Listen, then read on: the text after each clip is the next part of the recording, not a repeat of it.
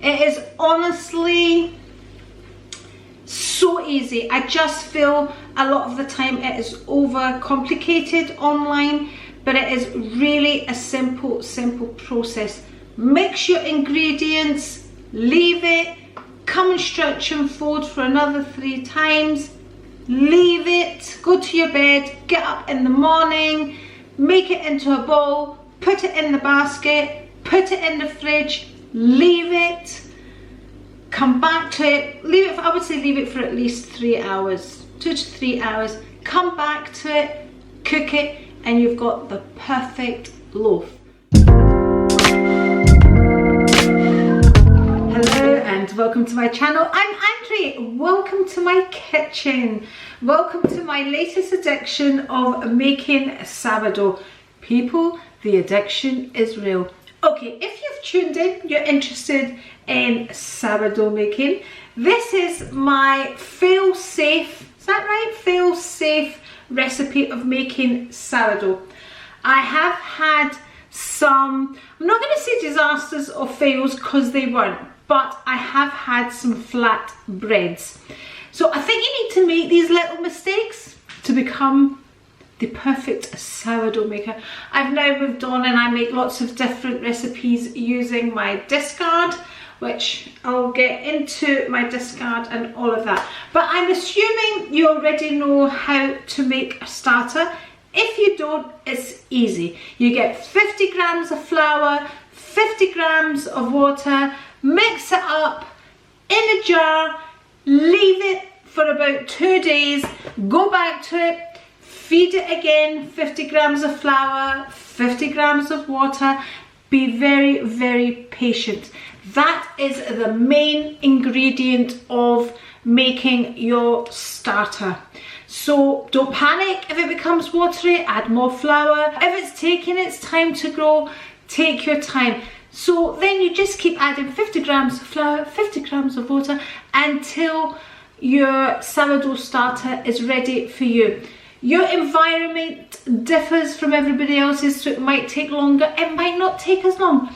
But there is a little test you can do. I wouldn't do this before day 8, but take a wee scoop of your sourdough starter and place it into some water. If it floats, it will be ready.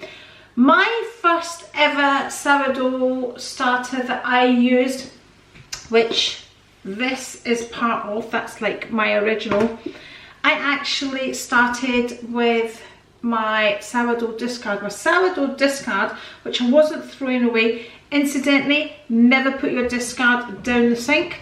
You will block the sink. Put it away in a bin. I have a friend who was emptying it into her food bin and it all exploded out of the food bin because it just continues to grow, especially when there's a lot of other bacteria around.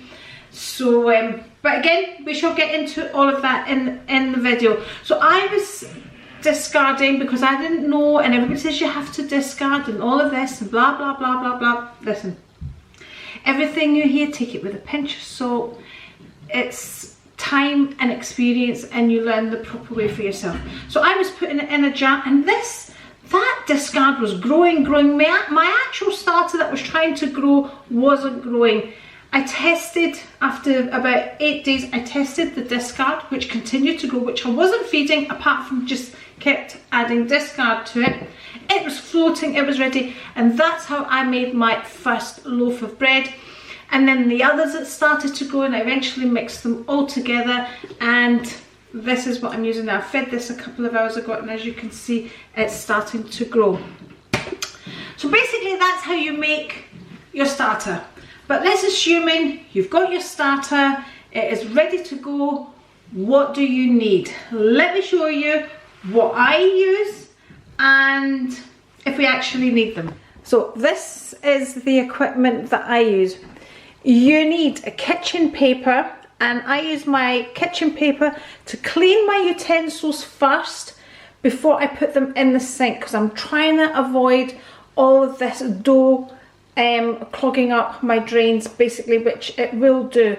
Incidentally, wash in cold water so the dough becomes solid and it's not gooey going down your drains and then cooling off in your drains and then getting stuck to the pipes. So always wash with cold water and try and get as much off before you put it in to get washed. I never put anything that I use here in the dishwasher. I wipe with kitchen paper, get as much off, and then wash. So kitchen paper is an essential. That's my cup of tea, my green tea there. So to make your starter, you need a jar. This is an old candle jar. This is perfect because it has a wide rim, so you're best having a wide rim. So I've just washed this one out because I do like to change out the jar. I hate it when it gets dead gooey, and it gets dead gooey very, very quickly. So this is my starter, which I've already showed to you. Again, another candle jar. This one's clean at the moment because I just changed it. I fed my starter. It was in here. I fed it. I stirred it. Then I scooped it in here to let it do its thing. I'm going to leave that there for 4 hours and then mix up another bread. Okay, so that's my starter doing its thing. I don't seal the jar, as you can see. I just place the lid on top because that's what I've always done. On hand, I always keep pre-boiled water. So this is now filtered water, and this is what I always use for making my sourdough. So filtered water, and I always keep that topped up. You need salt. Okay, these are your main ingredients: water, salt, flour. That, my people, is all you need. I always use organic, and I always use bread flour. So, and I like to mix white and wholemeal flour. So the majority is white, and then I add about 100 to 200 grams of wholemeal and 300 grams of white bread flour, both bread flour. That's my mix that I like to do for my household. So you need a basket. What are these called? A Banneton basket, something like that. Anyway, a Banneton basket. So this is for proofing your dough. Once you've done your stretch and folds, you'll see me using all of these shower hats or a bowl with a lid. Here I have my mixing bowl. Again, I like to change out my bowl. I do my stretch and folds in here, and then I take it out and let it proof for the 6 hours in my clean bowl, because I don't like gooey stuff and all of that. Okay, utensils. 1 big spoon for scooping flour and for scooping your mixture, your starter, from one jar to the next. It's so much easier to have a big spoon. We have a Danish whisk. We have a little spatula. And we have, what are these called? Bread lame, I think that's what it's called. It's basically a shaver. It's a razor. There we go. That's that. Now I got mine. I'll link the set below. So this, and this, and a couple of other things came in the set. Instantly, your basket, your best. Get in a basket. I use a cloth that I hand wash. I will hand wash this with fairy liquid and then just put it out to dry. So a little muslin liner for your basket. Okay, you need your scales. So basically, that's the equipment you need. Now, could you make this bread without a basket? Of course you can. You know, could I make it without a Danish whisk? Of course I can. But this is good for the first mix, and you'll see me using all of these. Okay, so now you're going to cook your bread. I like to cook my bread in a pot, a big, heavy pot. I always keep that in the oven because I use it every day. So this is a Dutch oven. So they tell me. I call it more of a casserole dish. Oh, it's a ton weight. Inside there, we have one of these, which again you will see me using. That came in my set as well. Again, I hand washed this as well. So that stops the bottom of my bread from burning and sticking in here, and it's easy to kind of lift it in and out of the pot as well. So that's that. This I picked up from TK Maxx. There we go. That's that. Okay, right here I have our loaf. As you can see, this is the colour of mine because it is a mix of wholemeal and white flour. And this one is a seeded one, so I have pumpkin and sunflower seeds in this one.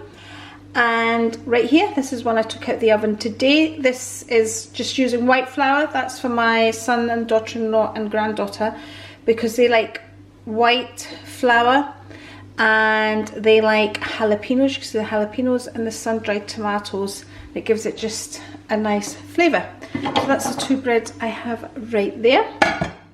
There we go. So basically what you really need, you 100% need scales, you need a mixing bowl, and you don't even have to have a basket. So these are not all necessities. You need your flour, your water and your salt. Another little mention are these little flour sieves.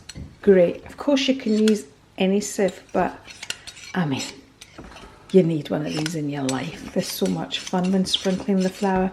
Again, linked in my description box. So that's what we need. So the first thing I do if I am making bread that day, which I do most days, is I feed my starter, and I normally feed my starter 50 grams of flour and about 40 grams of water because I like a starter that's a little bit thicker. So that's how I feed mine.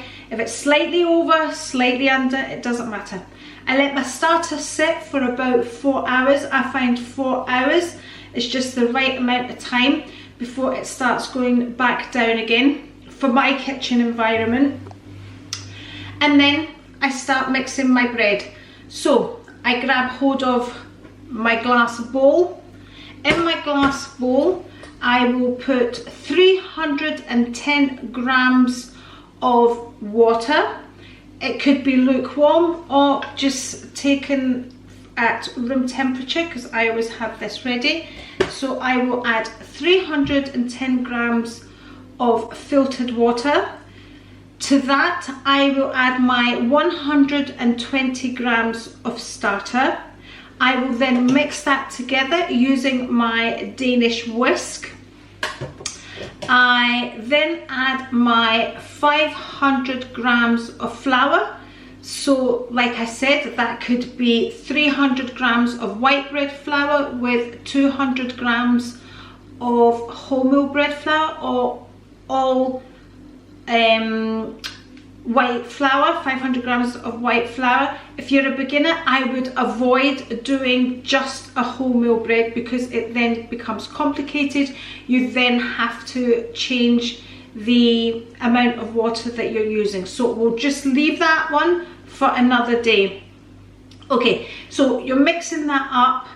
You can add your 16 grams of salt now, or you can add it when you do your first stretch and fold. It really doesn't matter.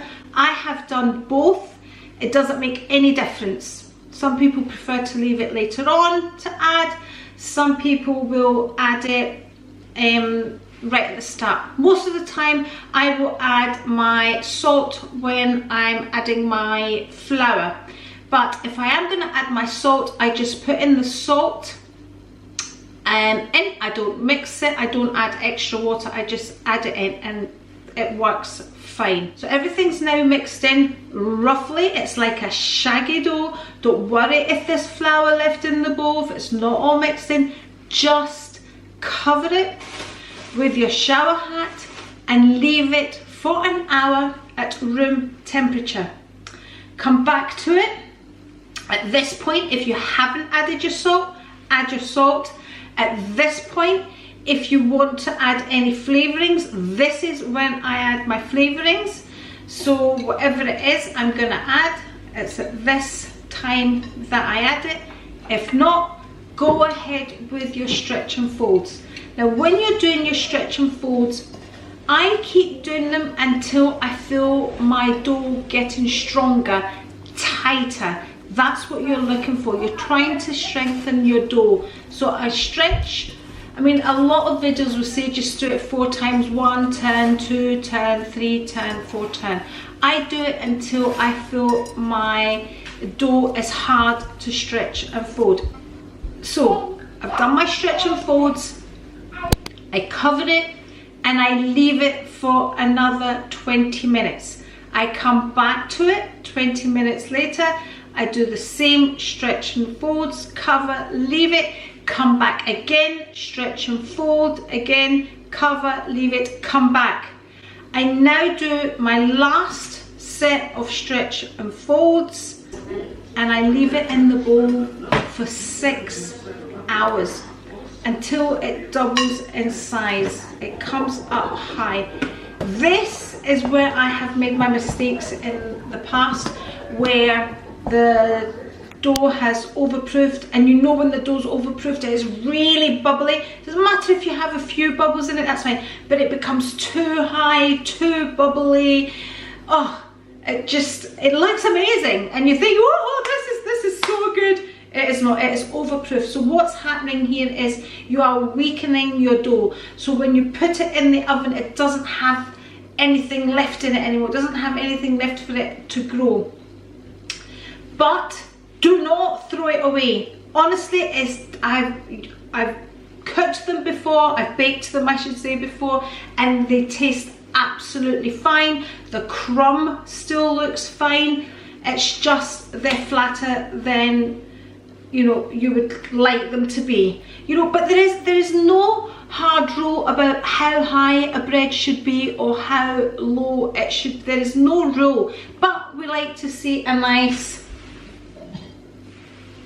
puffy bread is what we like to see.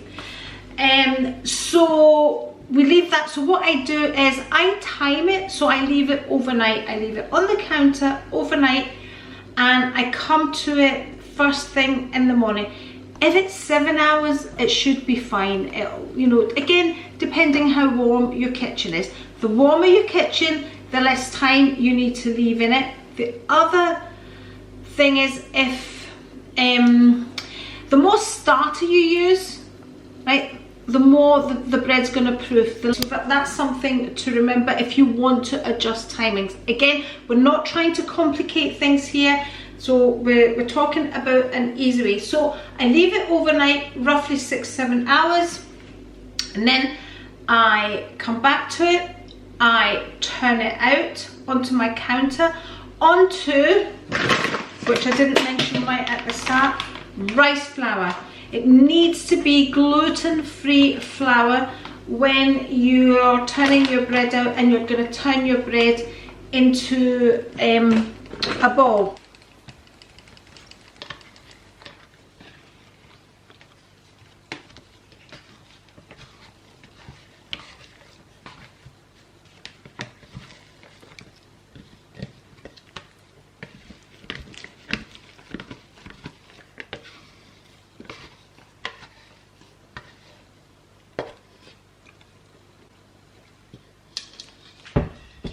So then we're going to tighten our lovely dough into a ball, stretching in the sides, folding it, making it into a lovely ball.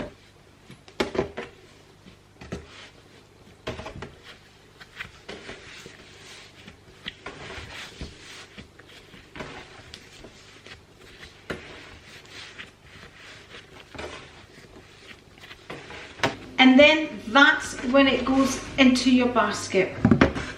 Tighten the top, sprinkle your rice flour over it. Incidentally, remember to sprinkle your basket with rice flour as well before you put the dough in. Put your dough in, your lovely ball, sprinkle it with rice flour, straight into the fridge is what I do.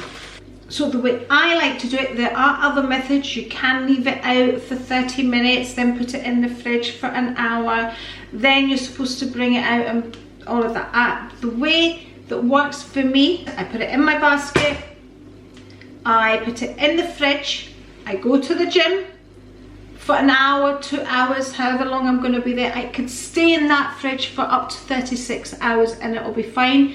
But I leave it for at least 3 hours, say, in the fridge. I come back, I heat my oven, I take it straight out of the fridge, I turn it out, I cut into it with my blade.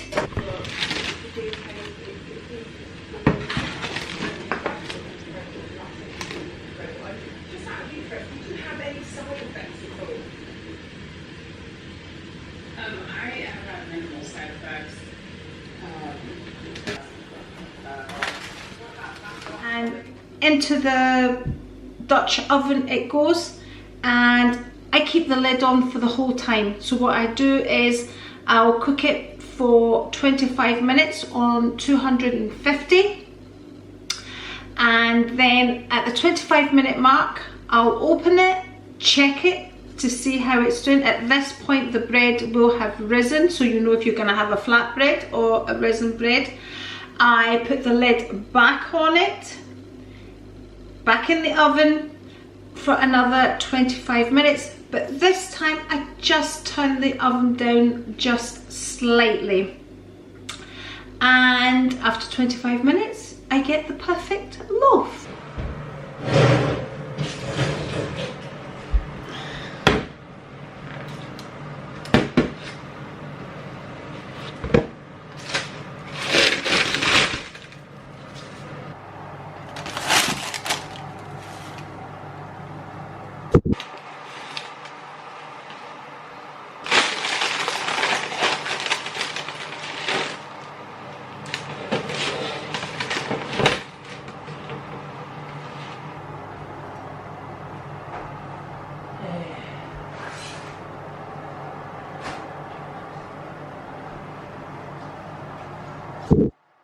Okay, just before we leave the video, I forgot to mention these bread bowl knives. They are amazing. Again, I will link mine in my description box.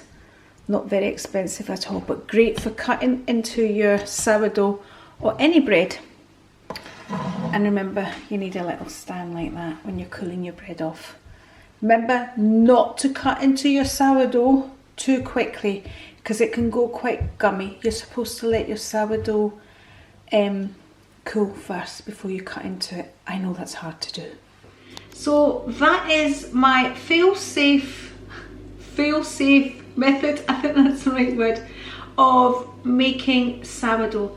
It is honestly so easy. I just feel a lot of the time it is over complicated online, but it is really a simple process.